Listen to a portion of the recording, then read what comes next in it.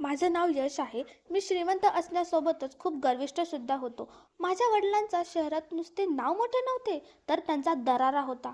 विद्यापीठात माझा असा रुबाब होता की प्राध्यापकही माझ्या डोळ्याला डोळा लावून बोलत नसत आणि विद्यार्थी तर माझी सावली पडली तरी घाबरत असत. मी आणि माझे काही खास मित्र जे माझ्या सांगण्यानुसार वागायचे. विद्यापीठात येणाऱ्या प्रत्येक नवीन व्यक्तीचे स्वागत आमच्या वेगळ्या पद्धतीने करायचो. आम्ही रॅगिंग करायचो आणि त्यात आम्हाला खूप मजा यायची. एके दिवशी मी माझ्या मित्रासोबत विद्यापीठाच्या परिसरात बसलो होतो, तेव्हा तिथे एक नवीन मुलगी आली. तिच्या डोळ्यात एक वेगळीच चमक होती आणि चेहऱ्यावर स्वाभिमान होता. ती सर्वांकडे दुर्लक्ष करून चालली होती. माझ्या मित्राने म्हटलं, "बघ यश, नवीन फूल आलेलं दिसतंय." मी मागे वळून पाहिले आणि हसून म्हणालो, "खूप दिवस झाले कोणाला धडा शिकवला नाहीये. आज थोडी मजा करूया." त्या मुलीचे नाव सावी होते. ती शहरातील एका मध्यमवर्गीय कुटुंबात राहणारी होती. ऐकण्यात आले होते की तिच्या जुन्या महाविद्यालयात पहिली आली होती आणि खूप हुशार होती. मला अशा व्यक्ती नेहमीच आव्हानात्मक वाटायच्या. मी स्वतःला वचन दिले की हिला सर्वांसमोर वाकवायचेच. जेव्हा ती माझ्या जवळून गेली तेव्हा मी माझा पाय थोडा पुढे केला. जसा तिचा पाय माझ्या बुटाला अडकला ती जमिनीवर पडली आणि तिची पुस्तकंही विखुरली. माझ्यासोबतची मुले हसू लागली आणि मी सुद्धा. ती उठली, स्वतःला सावरली आणि सरळ माझ्याकडे आली. "तुम्हाला लाज वाटत नाही का?" तिच्या आवाजात भीती नव्हती की लाज नव्हती, फक्त राग भरलेला होता. मी हसून उत्तर दिले, "अगं, चुकून पाय पुढे झाला असेल. इतकं गांभीर्याने घेण्याची काय गरज आहे?" आधी तर ती गप्प झाली. मग तिने पूर्ण शक्तीनिशी माझ्या गालावर एक जोरदार चापट मारली. सर्वांचे हसणे जागीच थांबले. माझ्या मनात रागाचा जाळ पेटला होता, जो त्या चापटापेक्षाही जास्त भयानक होता. ती मोठ्या आवाजात म्हणाली, "आता तुला कळेल की मुली कमकुवत नसतात." विद्यापीठातील सर्व विद्यार्थी तिथे जमले होते. कोणाची काही बोलण्याची हिंमत होत नव्हती. सर्वजण पाहत होते आणि माझे डोळे त्या मुलीवर होते.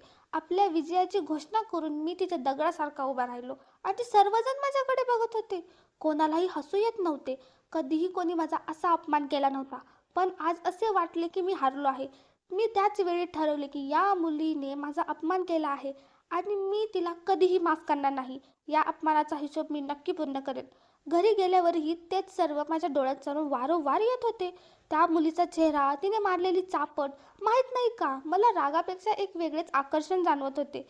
मी तिच्याबद्दल विचार करत होतो आणि तिचे निर्भय असते मला वारंवार आठवत होते. मी ठरवले होते की मी तिला सांगेन की यशशी पंगा घेण्याचे काय नुकसान होते. मला माहिती होते की ती गप्प बसणार नाही. ती विद्यापीठातील लोकांना एकत्र करेल आणि माझ्या विरुद्ध आवाज उठवेल. पण मला हेच तर हवे होते. खरे सांगायचे तर त्या दिवशी मला पहिल्यांदाच मजा आली होती आणि कदाचित कोणाच्या डोळ्यांनी पहिल्यांदा मला आरसा दाखवला होता. पण मी यश आहे. आरसा तोडण्याची कला मला चांगलीच येते. विद्यापीठात दुसऱ्या दिवशी शांतता पसरली होती. सर्वांच्या ओठांवर एकच चर्चा होती. यशला चापट बसली. मी तिथून जायचो. लोक नजर चोरून घ्यायचे. माझ्या जवळची मुले जी नेहमी माझ्या हो मध्ये हो मिळवायची, ती आता माझ्याशी बोलताना सावधगिरी बाळगत होती. मी सुद्धा दुसऱ्या दिवसापर्यंत सावीकडे दुर्लक्ष केले आणि ती ज्या वर्गात जायची तिथे मी जात नसे. मला मात्र खात्री होती की ती स्वतः माझ्याकडे येईल, माफी मागेल. पण ती तर आपल्या अभ्यासात मग्न राहिली. जणू काही झालेच नाही. तिसऱ्या दिवशी मी विचार केला की तिला दाखवून द्यावे लागेल की माझी ताकद किती आहे आणि मी कोण आहे. मी प्रशासकीय कार्यालयात गेलो, सावीची फाईल काढली आणि तिची सर्व माहिती मला मिळाली. मी तिच्या विषयाच्या शिक्षकांना भेटलो आणि त्यांना सांगितले की सर, ही मुलगी खूप उद्धट आहे, वर्गातील शिस्त बिघडवते. जर कुठे तक्रार नोंदणी केली तर.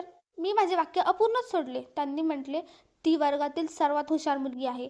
मी माझ्या खिशातून पैसे काढले आणि म्हणालो, प्रत्येक गोष्टी समजून घेण्याचा प्रयत्न करा. ते पैसे पाहून ते लगेच समजले. खूप समजूतदार माणूस होता तो. पुढच्या आठवड्यात सावीला एक ताकीद देणारी नोटीस मिळाली की तिच्या वागण्याबद्दल तक्रार आली आहे. ती नोटीस विद्यापीठाच्या फलकावर लावली गेली जेणेकरून प्रत्येकजण ती पाहेल. तिला समजले होते की हे माझेच काम आहे. पण ती माझ्याकडे आली नाही ना तिने कोणती प्रतिक्रिया दिली. माझ्या पुढच्या हल्ल्याचा आधीच तिने जणू मैदानच सोडले होते. दुसऱ्या दिवशी मी तिच्या गटातील एका मुलीशी बोललो आणि म्हणालो की सावी स्वतःला काय समजते. तिला माझ्याकडून काही त्रास असेल तर समोर येऊन बोलावे. तू तिला याबद्दल सांगू शकतेस का?" ती म्हणाली, ती कोणाशीच बोलत नाहीये. गेल्या काही दिवसांपासून ती खूप शांत आहे." मला वाटले की कदाचित हा माझ्या वागण्याचा परिणाम आहे. पण दुसऱ्या दिवशी जेव्हा मी विद्यापीठात आलो तेव्हा समजले की ती विद्यापीठ सोडून निघून गेली आहे. माझा श्वासच थांबला. जिच्याशी मला युद्ध लढायचे होते ती तर मैदान सोडून पळाली होती. हा विजय नव्हता तर माझी अस्वस्थता होती. माझे युद्ध अपूर्ण राहिले होते. मी प्रशासनाकडून तिचा पत्ता काढला, फोन नंबर मिळवण्याचा प्रयत्न केला, पण अपयश आले. मी तिच्या एका मैत्रिणीशी तिच्याबद्दल बोललो. ती म्हणाली, कृपया यश, सावीचा पाठलाग सोड, ती तुझ्याजवळ येऊ शकत नाही. तिची मैत्रीण म्हणाली. मी विचारलं, काय? तिने तुला असं सांगितलं का की ती माझ्याजवळ येऊ इच्छित नाही? ती सांगू लागली, हो, तिने असंही म्हटलं, जर कधी पुन्हा महाविद्यापीठात आली तर फक्त तुझा बदला घेण्यासाठी येईल. हे ऐकून मला आनंद झाला. ती माझ्याशी बदला घेणार? माझ्याशी? यशशी? ती जर समजत असेल ती वाचून निघून गेली आहे तर ती मला ओळखत नाही. मी ज्या गोष्टीचा निश्चय करतो ती पूर्ण केल्याशिवाय मी सोडत नाही. मी ठरवलं होतं की मी तिला शोधून काढेन, तिच्या आयुष्यात परत जाईन आणि तिला तोच दुःख देईन जे तिने मला दिलं होतं. बरेच दिवस उलटले पण सावीचा विचार माझ्या मनात तर जातच नव्हता. मी तिच्या जुन्या वर्गमित्रांशी संपर्क साधला पण तिथूनही मला काहीच समजलं नाही. उलट एक मुलगी म्हणाली, आता तुला तिची काळजी का वाटते? तूच तर तिच्या आयुष्यात वादळ उभं केलं होतंस. मी म्हणालो, मला फक्त तिच्याबद्दल जाणून घ्यायचं आहे, एकदा तिला भेटायचं आहे. तेव्हा तिने मला सांगितलं की सावी शहराच्या जुन्या भागात एखाद्या साध्या वस्तीत राहते. तिने मला तिथला पत्ता दिला. मी माझी गाडी घेऊन थेट तिथे पोहोचलो. तिथे छोटी छोटी घरे होती. तिथलं साधं जीवन पाहून मी थक्क झालो. मी दिलेल्या पत्त्यावर जाऊन एका वृद्ध महिलेला विचारलं, मला सावीच्या घरी जायचं आहे. त्या म्हणाल्या की ती इथे नाहीये. तिच्या आई वडिलांनी तिला आजीच्या घरी पाठवून दिलं आहे आणि तिचं शिक्षणही थांबवलं आहे. ऐकलं होतं की विद्यापीठात कोणता तरी मुलगा तिला त्रास देत होता. मी पुन्हा गाडीत बसलो पण डोक्यात विचारांचे चक्र सुरूच होते. ती खरंच आजीकडे गेली आहे की घरच्यांनी तिला दुसरीकडे कुठेतरी पाठवले? दुसऱ्या दिवशी मी माझ्या एका ओळखीच्या मित्राला सांगितलं की मला या मुलीचं पूर्ण माहिती पाहिजे. मी त्याला तिचं नाव, वडिलांचं नाव आणि घरचा पत्ता दिला. 2 दिवसानंतर त्याने मला फोन करून तिचा नवीन पत्ता दिला आणि सोबत हेही सांगितलं की तिच्या लग्नाची बोलणी सुरू आहे. मी विचारलं, म्हणजे काय? तो म्हणाला की तिच्या वडिलांनी 2 वर्षापूर्वी तिचं लग्न ठरवलं होतं आणि आता लवकर तिचं लग्न होणार आहे. हे ऐकून मी शांत झालो. ही जाणीव प्रेमाची होती की फक्त हारण्याच्या भीतीची? मला फक्त इतकंच माहीत होतं की ती दुसऱ्याची कोणाची होऊ नये. मी ठरवलं की पुन्हा एकदा तिला भेटायचं. मी तिच्या वस्तीत गेलो. दरवाजा ठोठावला तेव्हा एक वयस्कर महिलेने दार उघडलं. मी म्हणालो, मला सावीला भेटायचं आहे. मी तिच्या विद्यापीठातील मित्र आहे. त्यांनी संशयाने माझ्याकडे पाहिलं आणि म्हणाले की ती घरात नाहीये. मी म्हणालो, तुम्ही तिला सांगून ठेवा की यश आला होता, तिला समजेल. मला वाटलं की जर तिला खरोखर माझ्याबद्दल काही वाटत असेल तर ती नक्कीच संपर्क करेल, नाही तर सगळं संपलं असं मी समजेन. मला तिच्या शेजारी राहणारी एक मुलगी महाविद्यालयात भेटली. मी तिला विचारलं, काय खरंच सावीचं लग्न होणार? ती म्हणाली, हो यश, हे सगळं तुझ्यामुळे झालंय. तिच्या आई वडिलांना जेव्हा महाविद्यालयातील प्रकाराबद्दल समजलं तेव्हा त्यांनी बदनामीच्या भीतीने तातडीने मुलीचं लग्न लावण्याचा निर्णय घेतला. मी विचारलं, तिचं लग्न 2 वर्षापासून ठरलं होतं का? ती त्या मुलावर प्रेम करते की फक्त घरच्यांच्या दबावामुळे लग्न करते? ती म्हणाली की हे लग्न घरच्यांच्या दबावामुळेच होत आहे. सावीला तर अजून पुढे शिकायचं होतं. हे ऐकून मला खूप लाज वाटली. बिचारीचं लग्न तिच्या आयुष्याची सर्वात मोठी शिक्षा ठरणार होती. लग्नाची बातमी ऐकल्यापासून मी शांत बसू शकलो नाही. मी माझ्या घरी सांगितलं की मला सावीशी लग्न करायचं आहे. बाबांनी आश्चर्याने विचारलं, तुला एका मध्यमवर्गीय मुलीशी लग्न करायचं आहे? हे तुझे हट्ट आहे की दुसरं काही कारण? मी म्हणालो, हे मनाचं सांगणं आहे. मला फक्त तिच्याशीच लग्न करायचं आहे. बाबा म्हणाले, तू वेडा झाला आहेस का? आमची प्रतिष्ठा पणाला लावून तू त्या मुलीच्या मागे वेडा झाला आहेस?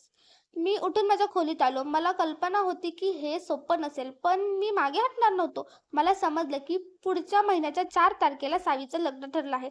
दुसऱ्याच दिवशी मी तिला तिच्या घराजवळच्या बाजारात पाहिलं. ती तिच्या आईसोबत खरेदी करत होती. जेव्हा तिची आई दुसऱ्या दुकानात गेली तेव्हा मी लगेच तिचा रस्ता अडवला. ती नजर चोरून मागे होऊ लागली. मी तिचा हात पकडला आणि म्हणालो, कृपया माझं बोलणं ऐक. तिने नजर उंचावून माझ्याकडे पाहिलं आणि म्हणाली, तू इथे का आला आहेस आणि ही काय उद्धटपणाची पद्धत आहे? माझा हात सोड. मी म्हणालो, मी तुझ्यावर प्रेम करतो म्हणून आलो आहे. प्लीज तू हे लग्न करू नकोस. मी बदललो आहे. ती हसून म्हणाली, बदलला आहेस? जेव्हा तू माझा अपमान केलास तेव्हा तुला हा विचार आला नाही? माझ्या इज्जतीचा तमाशा करण्यात तुला आनंद मिळाला होता आणि आज तू प्रेमाची गोष्ट करतोयस? मी म्हणालो, मला माहीत आहे माझी चूक झाली आहे पण मी स्वतःला शिक्षा दिली आहे. तुझ्याशिवाय राहणं माझ्यासाठी अशक्य आहे. ती शांत राहिली आणि मग म्हणाली, माझ्यासाठी आता सगळं संपलं आहे. त्यानंतर ती निघून गेली आणि मी बराच वेळ तिथेच उभा राहिलो. दुसऱ्या दिवशी मी सावीच्या मित्राच्या हातून तिला एक निरोप पाठवला की जर तू माझ्याशी लग्न केलं नाहीस तर मी माझा जीव देईन. ही धमकी नाही तर वास्तव आहे, कारण माझ्याकडे दुसरा कोणताही मार्ग उरलेला नाही. पण कोणताही प्रतिसाद आला नाही. तिचे लग्नाचा दिवस जवळ येत होता. लग्नाच्या रात्री मी ठरवलं की मी जे बोललो होतो तेच करणार. मी कपाटातून झोपेच्या गोळ्या काढल्या आणि पाण्यासोबत सर्वच्या सर्व गिळल्या. मी बेशुद्ध होऊन जमिनीवर पडलो. जेव्हा माझ्या घरच्यांनी मला पाहिलं तेव्हा त्यांना मला तातडीनं रुग्णालयात नेलं. डॉक्टर म्हणाले की जर थोडा उशीर झाला असता कदाचित तुमचा मुलगा वाचला नसता. माझे आईवडील खूप काळजीत होते आणि रडत होते. मी त्यांचा एकुलता एक मुलगा होतो. मी रुग्णालयातील खाटेवर पडून होतो. यशने तुझ्यासाठी जीव देण्याचा प्रयत्न केला आहे, ही बातमी सावीपर्यंत पोचली होती. रुग्णालयात जेव्हा माझे डोळे उघडले तेव्हा माझ्या एका मित्राने मला सावीच्या लग्नाचा फोटो दाखवला. लाल कपड्यांमध्ये अगदी शांत आणि नजर खाली झुकवलेली सावी आता दुसरं कोणीतरी झाली होती. मी नजर फिरवून घेतली. रुग्णालयातून घरी आल्यावर माझ्या आसपासचे वातावरण बदलले होते. माझ्या आई वडिलांचे माझ्यावर बारीक लक्ष होते, पण मी मात्र गप्प होतो. ना मी मित्रांना भेटत होतो ना घरच्यांशी बोलत होतो. मला कुठेच चैन पडत नव्हता. स्वतःला कामात गुंतवून ठेवण्यासाठी मी बाबांचा व्यवसाय सांभाळायला सुरुवात केली. मी व्यवसायात आल्यामुळे माझे आईवडील खूप आनंदी झाले. त्यांना वाटले की मी आता पुन्हा आयुष्याकडे परततोय. ऑफिसचे वातावरण माझ्यासाठी नवीन होते. मी कामात मग्न राहण्याचा प्रयत्न करायचो, पण माझे लक्ष वारंवार भरकटायचे. एके दिवशी मी माझ्या कॅबिनमध्ये बसलो होतो तेव्हा एक जोडपे आत आले. त्यांना पाहून मी थक्कच झालो. ती सावी होती, तिच्या पतीसोबत. तिच्या पतीच्या चेहऱ्यावर हसू होते, पण तिची नजर खाली होती. तो मुलगा खूप आनंदी स्वभावाचा वाटत होता, पण सावी मात्र खुश दिसत नव्हती. मी स्वतःला सावरले. सावीने मला ओळखले होते. तिचा पती माझ्याशी व्यवसायाबद्दल बोलायला आला होता. आमची बरीच चर्चा झाली, ज्यामध्ये तो वारंवार सावीचा सल्ला घेत होता आणि ती सांगेल तसंच वागत होता. पण ती माझ्याशी एक शब्दही बोलत नव्हती. मी सावीच्या पतीबद्दल सर्व माहिती मिळवली होती. त्याचे नाव नितीन होते.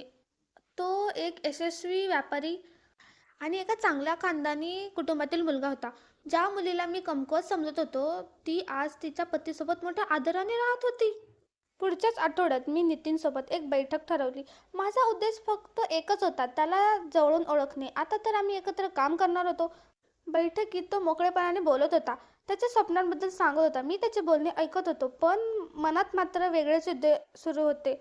मी म्हणालो, नितीन तुमची पत्नी खूप नशीबवान आहे की तिला तुमच्यासारखा जोडीदार मिळाला. तो म्हणाला, नाही, नशीबवान तर मी आहे की मला इतकी प्रामाणिक पत्नी मिळाली आहे. हे ऐकून माझे मन नाराज झाले. सावीचे नाव दुसऱ्या कोणाची तरी अभिमानाने जोडलेले गेलेले ऐकणे माझ्यासाठी खूप त्रासदायक होते. मला समजले होते की सावीला पुन्हा माझ्या आयुष्यात आणायचे असेल तर तिच्या भोवती असलेल्या भिंती कमकुवत कराव्या लागतील आणि त्यातील सर्वात मजबूत भिंत म्हणजे तिचा पती होता. त्याचा विश्वास तोडणे गरजेचे होते. मी कामाच्या बहाण्याने नितीनसोबत जास्त वेळ घालवू लागलो. मी सुरुवातीला कौटुंबिक गप्पा मारायचो आणि हळूहळू वैयक्तिक विषयाकडे वळायचो. तो एक निष्पाप माणूस होता, त्यामुळे तो सहज माझ्या बोलण्यात आला. एके दिवशी मी त्याला विचारले, तुमच्या लग्नाला किती काळ झाला? त्याने सांगितले की फक्त 6 महिनेच झाले आहेत. मी विचारले, सावी कशी आहे? तो हसून म्हणाला, खूप समजूतदार आहे, पण थोडी शांत आहे. आपल्या मनातील गोष्टी मनातच ठेवते. मी म्हणालो, हे तर चांगलेच आहे, पण कधी कधी ही शांतता बरंच काही लपवूनही ठेवते. मी माझे बोलणे अपूर्ण सोडले. त्याने आश्चर्याने माझ्याकडे पाहिले आणि विचारले, काय म्हणायचंय तुम्हाला? मी म्हणालो, काही नाही, सहज बोललो. मी तुझ्या पत्नीवर संशय घेत नाहीये, पण फक्त सांगतोय की कदाचित तिच्या आयुष्यात अशा काही जुन्या गोष्टी असतील ज्यावरती आता पडदा टाकणे योग्य समजत असावी. नितीन गप्प झाला. मी लगेच विषय बदलला, पण त्याच्या मनात संशयाचे बी मी पेरले होते. एके दिवशी ऑफिसच्या उपहारगृहात मी नितीनला एकटे बसलेले पाहिले. मी त्याच्याजवळ जाऊन बसलो. तो थोडा काळजीत दिसत होता. मी विचारले, काय झाले? सर्व ठीक आहे ना? तो म्हणाला, हो, फक्त थोडे मानसिक दडपण आहे. कधी कधी वाटते की माझी पत्नी मनापासून माझ्यासोबत नाहीये. कदाचित ती कोणी दुसऱ्याला विसरू शकली नाही. मी विचारले, कोणाला? तो ताठ बसला आणि म्हणाला, यश. तुला माहित आहे का? मी म्हणालो, हो, पण फार काही विशेष नाही. मी तुमच्या पत्नीबद्दल विद्यापीठात काही गोष्टी ऐकल्या होत्या. आम्ही एकाच विद्यापीठात होतो. ऐकलं होतं की तिचं कुणाशी तरी भांडण झालं होतं. तो मुलगा तिच्या मागे वेडा झाला होता आणि हेही ऐकलं की सावीच्या लग्नाच्या दिवशी त्याने स्वतःचा जीव देण्याचा प्रयत्न केला होता. नितीनच्या डोक्यातील गोंधळ आता स्पष्ट दिसत होता. त्याने विचारले, कोण होता तो मुलगा? मी हसून म्हणालो, मित्रा, राहू दे त्या जुन्या गोष्टी. मला नाही वाटत की तुमच्या दोघांमध्ये यामुळे संशय निर्माण व्हावा. माझे हे शब्द त्याच्या काळजात काटासारखे रुतले. पुढच्या काही दिवसात मी त्याच्याशी अजून जास्त बोलू लागलो. त्यावर नितीननेही कबूल केले की त्याची पत्नी त्याला थोडी गोंधळलेली वाटते. मी त्याला म्हणालो, तूच मला एकदा सांगितले होतेस की तुझी पत्नी मोबाईल खूप कमी वापरते. याचा अर्थ असा की ती आता सावध आहे. मला माहीत आहे की नितीन लोकांवर लवकर विश्वास ठेवतो आणि अशा लोकांची जेव्हा फसवणूक होते तेव्हा पूर्णपणे तुटून जातात. काही दिवसानंतर नितीनने ऑफिसमध्ये मला विचारले, यश, तुझ्याकडे सावीच्या विद्यापीठातील एखादा फोटो किंवा काही माहिती आहे का? मला जाणून घ्यायचे की खरंच काही होतं का? मी तर याच संधीची वाट पाहत होतो. मी माझ्या जुन्या फायलीमधून एक ग्रुप फोटो काढला ज्यामध्ये सावी आणि मी एकाच ओळीत उभे होतो. फोटो तसा साधा होता पण वेळ आणि परिस्थितीमुळे तो खास बनला होता. मी म्हणालो, ही तर फक्त एक आठवण आहे, बाकी तू अंदाज लावू शकतोस. त्याच संध्याकाळी मला समजले की सावी आणि नितीनमध्ये जोरदार भांडण झाले आहे. नितीन तिला प्रश्न विचारत होता आणि ती स्पष्टीकरण देत होती.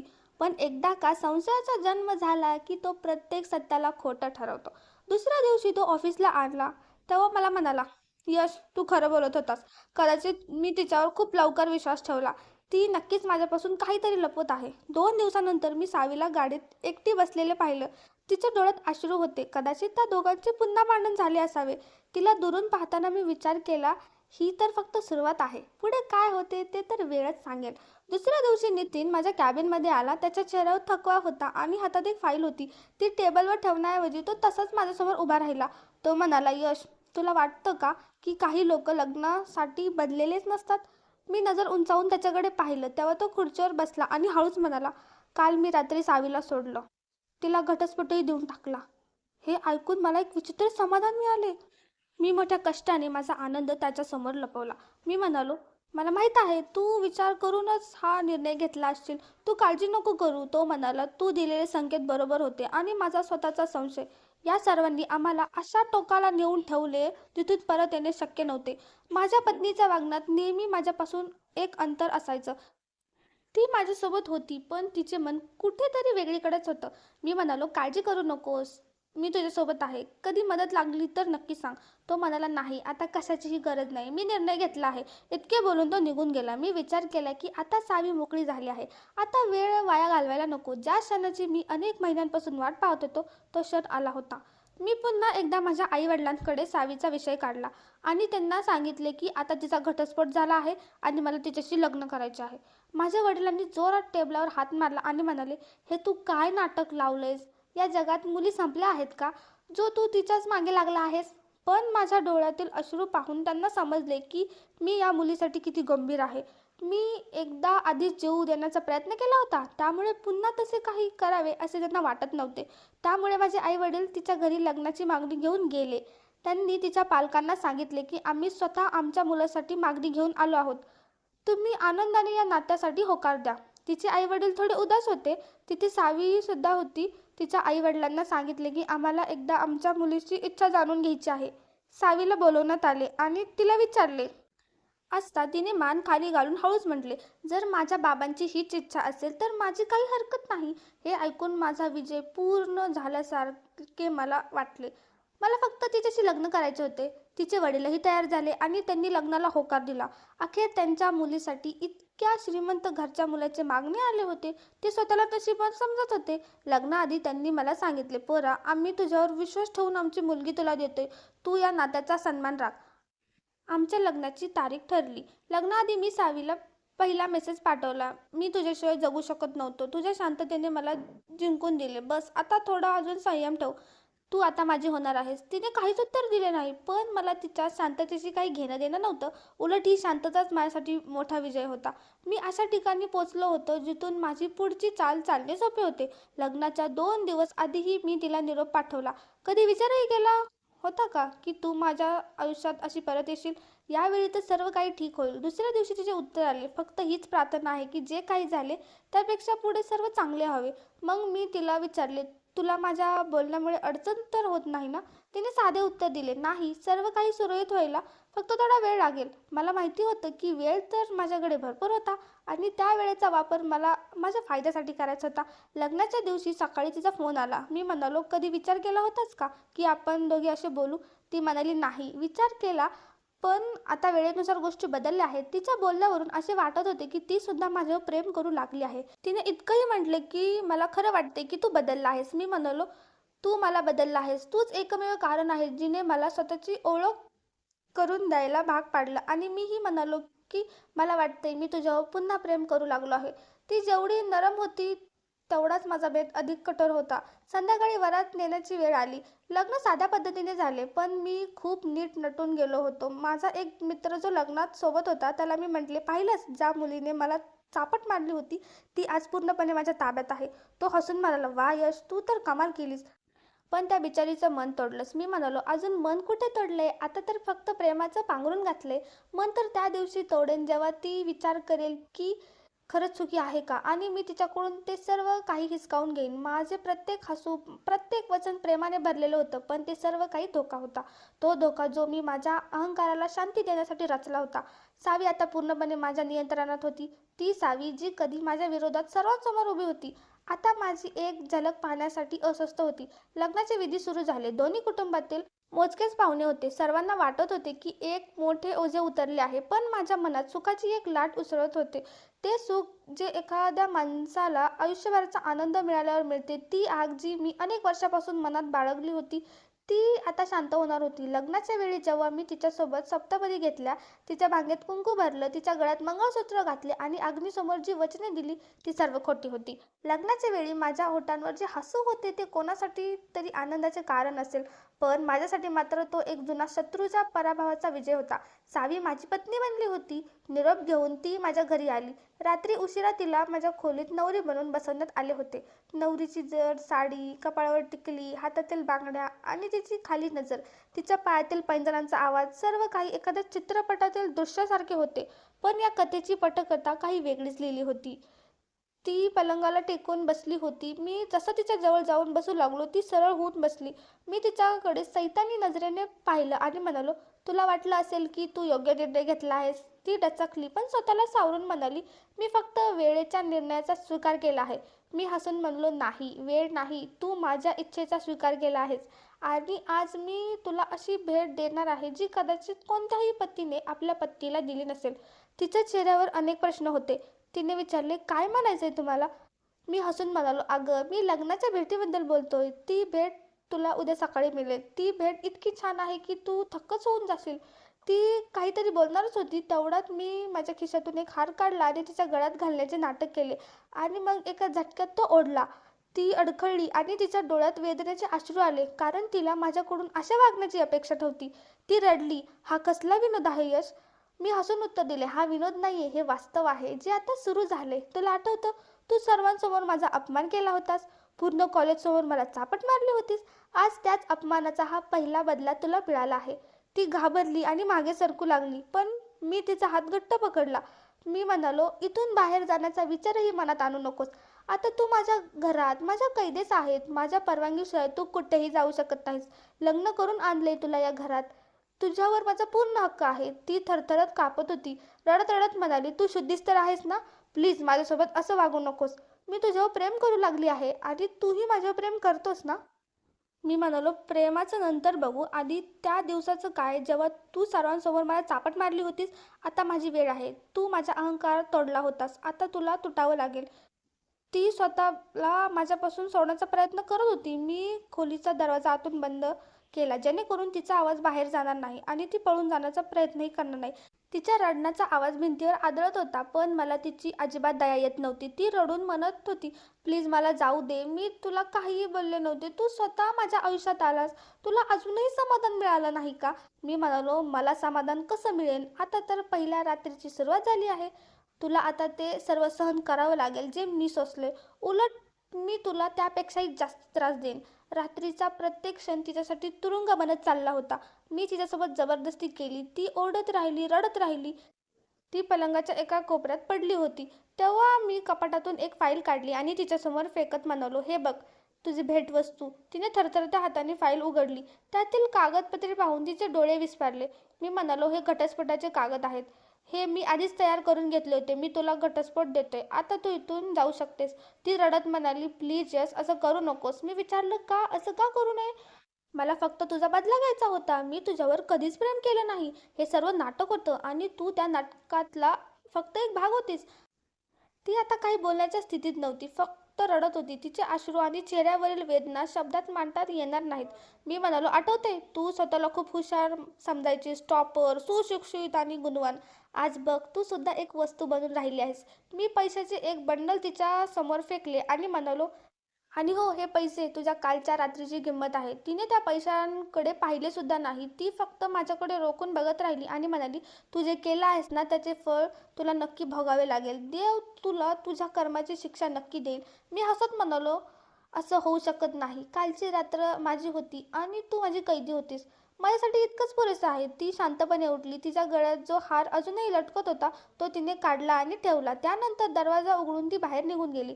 अखेर माझा बदला पूर्ण झाला होता. मी खूप आनंदी होतो. मी एक दीर्घ श्वास घेतला आणि स्वतःशीच म्हणालो, ही तर फक्त सुरुवात आहे. सकाळी जेव्हा आईने दरवाजा ठोठावला तेव्हा मी दार उघडले. त्यांनी खोलीत इकडे तिकडे पाहिले. सावी घरातून निघून गेली होती. तिचे कोणतेही सामान तिथे नव्हते. हार आणि पैसे तिथे पडलेले होते, जे मी काल रात्री तिच्यासमोर फेकले होते. खोलीची अवस्था पाहून आई थक्क झाली आणि म्हणाली, यश, हे काय आहे? ही काय अवस्था करून ठेवली आहेस खोलीची? आणि सावी कुठे गेली? मी सावकाश म्हणालो, ती गेली. मी तिला घटस्फोट दिला आहे. आई म्हणाली, तू वेडा झाला आहेस का? कुठे आहे ती? मी म्हणालो, आई, मी खरं सांगतोय. आई ओरडत बाहेर गेली आणि तिने बाबांना हे सांगितले. बाबा म्हणाले, यश, तू शुद्धीत आहेस का?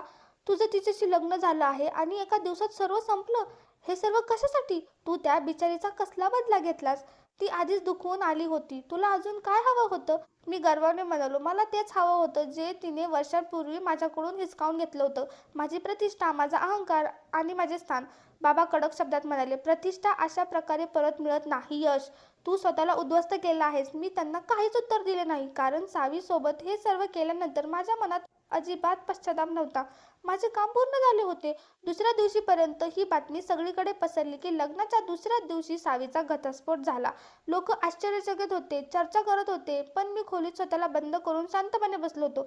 सावीच्या घरचे वातावरण बदलले होते. तिच्या पालकांनी जेव्हा तिला दारावर पाहिले तेव्हा त्यांना काहीच सुचेना, पण तिची शांतता आणि तिचे रिकामे हात सर्व काही सांगून गेले. आईने विचारले तेव्हा सावीने घटस्फोटाचे कागद त्यांच्यासमोर ठेवले आणि फक्त इतकंच म्हटलं की त्याने मला घटस्फोट दिला आहे.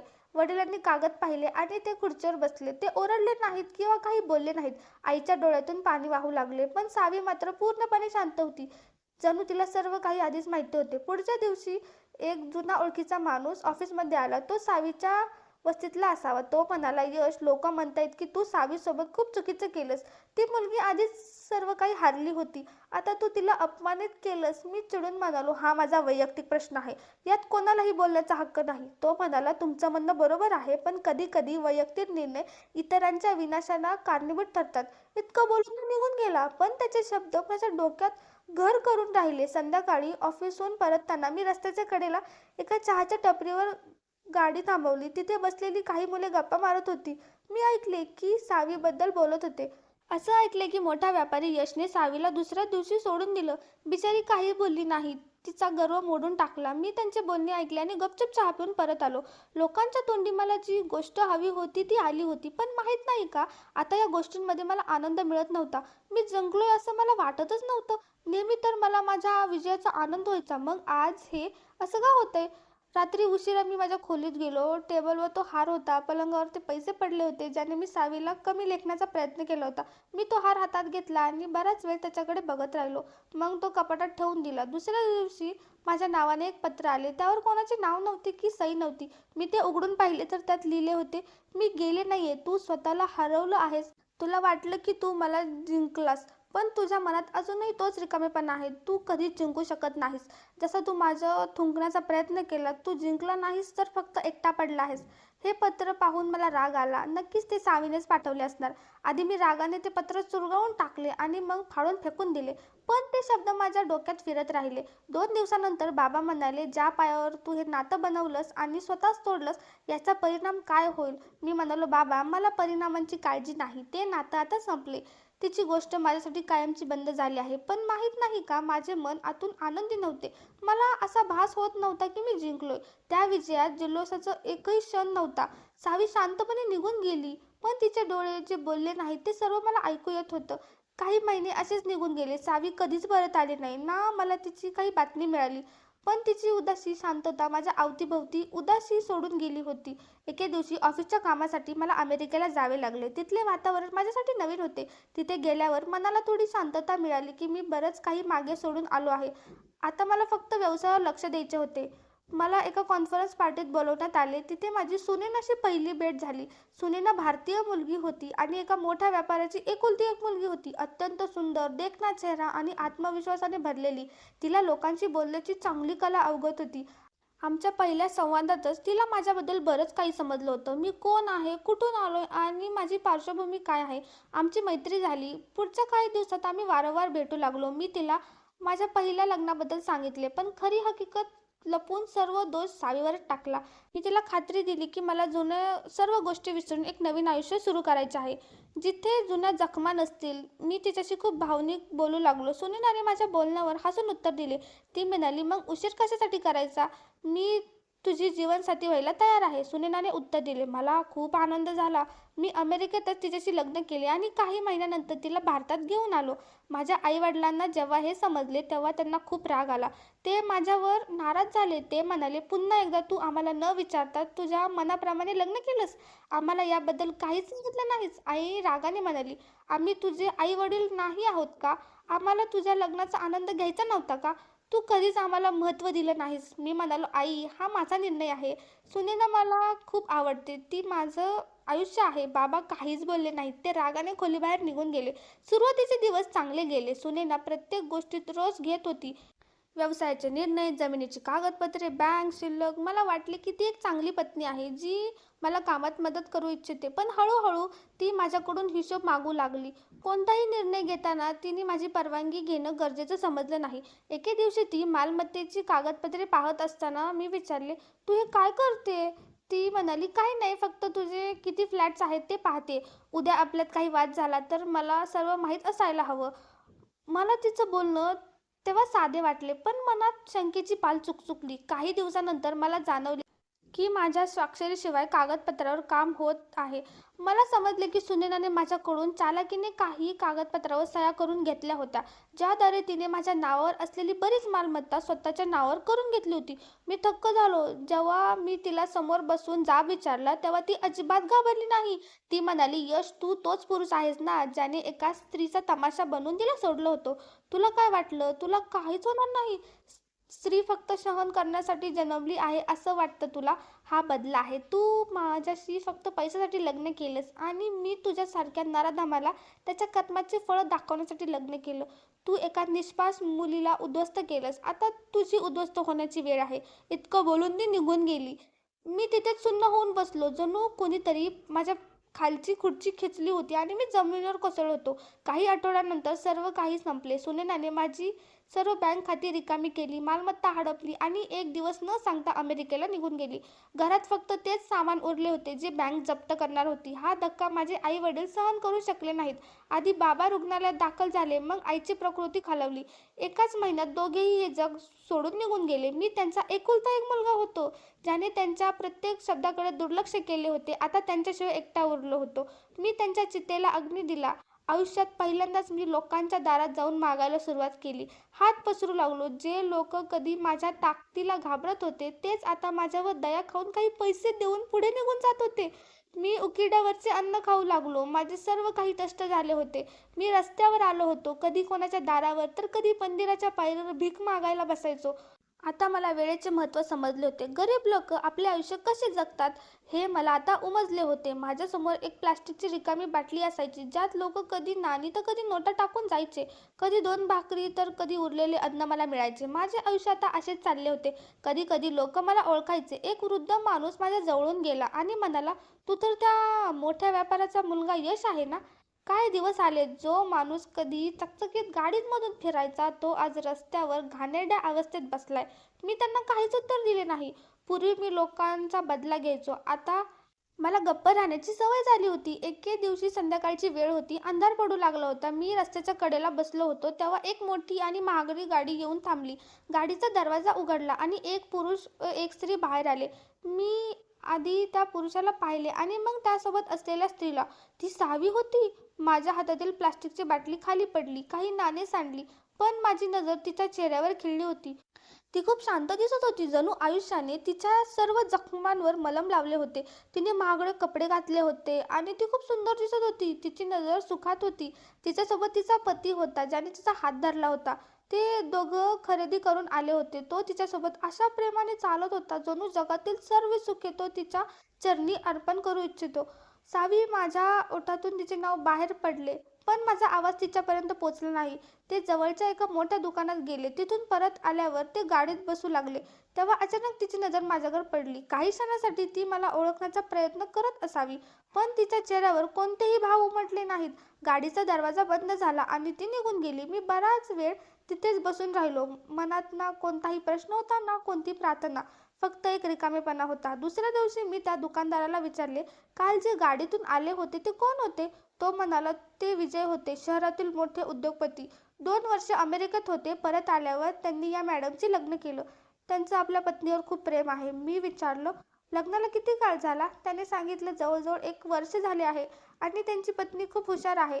त्या अनेक संस्था आणि NGO चालवतात, गरिबांना मदत करतात, पूर्ण शहर त्यांचा आदर करतं. हे ऐकून मी मान खाली घातली. ही तीच सावी होती जिचा मी बदला घेतला होता आणि आज ती इतरांचे दुःख वाटत होती. जी माझ्या अन्यायानंतर शांतपणे निघून गेली होती, आज ती संयमांचा आवाज बनली होती. ती रात्र मी त्याच रस्त्यावर घालवली. 1 आठवडा उलटला. मी मंदिराच्या पायऱ्यावर बसलो होतो. एके दिवशी तीच गाडी पुन्हा आली आणि सावी एकटीच उतरली. तिच्या हातात पैसे होते. कदाचित गरिबांना वाटण्यासाठी ती आली होती. सर्व भिकारी रांगेत बसले होते. मी सुद्धा त्यांच्यातच होतो. जेव्हा ती माझ्यासमोर आली आणि तिने माझ्याकडे पैसे दिले, तेव्हा मी आश्चर्याने विचारले, हे का? तुला माझी दया आली का? ती म्हणाली, यश, मी तुझ्यावर दया करत नाहीये. हा तोच हिशोब आहे जो ही दुनिया करते. तू जे पेरलंस तेच आज कापतोयस. मी जे इतरांसाठी करते तेच तुझ्यासाठीही करते. मी म्हणालो, तू जिंकलीस, तुला सर्व काही मिळालं. ती म्हणाली, नाही, मी फक्त ते परत मिळवायला आले होते जे तू माझ्याकडून हिसकावून घेतलं होतंस. माझी प्रतिष्ठा आणि माझं समाधान, ते मला देवाने परत दिलं आहे. तू तर तुझ्या कर्मांची शिक्षा भोगतोयस. तुझा शेवट तुझ्या वागण्याशी जोडलेला आहे, कोणा दुसऱ्याशी नाही. तिने पैसे माझ्या पायाजवळ ठेवले आणि तिथून वळून निघून गेली. मी ते पैसे तिथेच पडू दिले. कदाचित हीच माझी लायकी होती आणि हीच माझ्या कर्माची शिक्षा होती. माझी गोष्ट इथेच संपली, पण सावीचा प्रवास अजूनही सुरू आहे. पूर्ण शहर तिला आदराने ओळखतं आणि माझं आता कोणतंही अस्तित्व उरलं नाही. यशच्या कर्माच्या फळांबद्दल तुमचे काय मत आहे मला नक्की सांगा. धन्यवाद.